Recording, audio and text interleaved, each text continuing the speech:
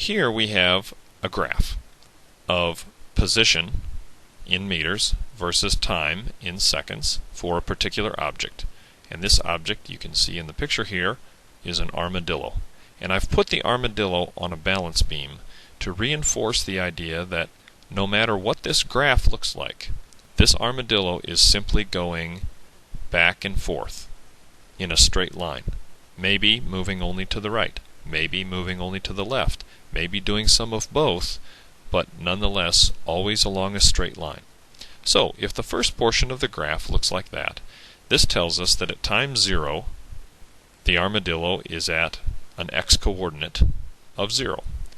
At 3 seconds the armadillo is at an x-coordinate of 15 meters.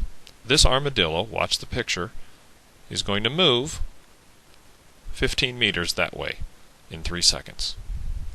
The next portion of the graph is a horizontal line, which tells us that at time 3 seconds the armadillo is at position x equals 15 meters. And at 4 seconds he's at position equals 15 meters. And at 5 seconds, and at 6 seconds. In other words, during this 3-second interval between 3 seconds and 6 seconds, this armadillo is simply stopped. If the last portion of the curve looks like this says that at time 6 seconds the armadillo is at an x-coordinate of 15 meters, but at 7 seconds he's at an x-coordinate of 0 meters. In other words, this armadillo, watch the picture, zooms back to the origin. We learned in our first algebra class that slope is rise over run.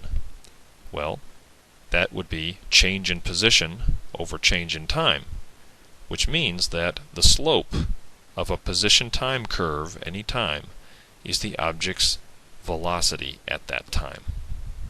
Let's find the armadillo's velocity at t equals 2 seconds and at t equals 6.5 seconds. In other words, we need to find the slope of the position-time curve at those times. Let's start with the endpoints of that first segment, because 2 seconds being right there, obviously we need to find the slope of the curve right there. Well, the slope of the curve right there is the same as the slope at any point along here. So if I just find the slope here, I'm going to be just fine. The coordinates will be 0 seconds, 0 meters, and 3 seconds, 15 meters. So as you learn in algebra, you want to go change in y over change in x. 15 minus 0 divided by 3 seconds minus 0 seconds, 5 meters per second. That's the speed of the armadillo at 2 seconds. At 6.5 seconds, we want to do the same thing. 6.5 seconds, of course, on the graph in the upper right is right there. So I need to find the slope of this line at that point, which is the slope at any point along this line. So I need these coordinates, and those are, of course, 6 seconds, 15 meters, and 7 seconds, 0 meters. Change in y over change in x. Typically we do final minus initial, so 0 meters minus 15 meters in the numerator, and 7 seconds minus 6 seconds in the denominator. Negative 15 meters per second. The negative sign on that velocity indicates that the object is moving opposite to how it started, which we assumed was the positive direction.